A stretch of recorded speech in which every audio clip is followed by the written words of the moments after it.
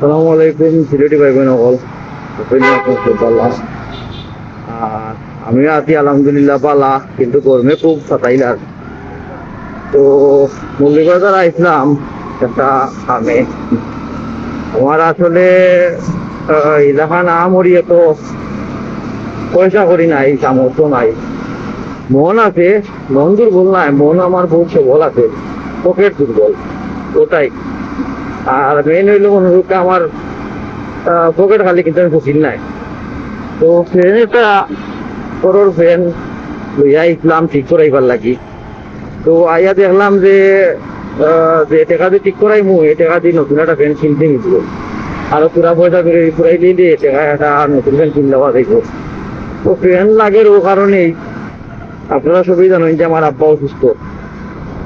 আর আমি তো আছি আলহামদুলিল্লাহ সুস্থ, বাইরে না সত্তর মারি দিলাম, গাছ বাতাস লাগালাম, ওটার লাগি তেমন একটা প্রবলেম হল না। কিন্তু আমার আব্বা অসুস্থ, আর এই গরমের মাঝে আব্বার যে কষ্ট হয় এটা আমার সহ্য হয় না।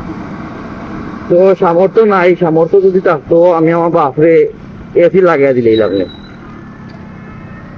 এসি যেহেতু লাগাইতাম পারতাম নাই, সামর্থ্য অনুযায়ী ওয়ালটন ফ্যান একটা কিনলাম।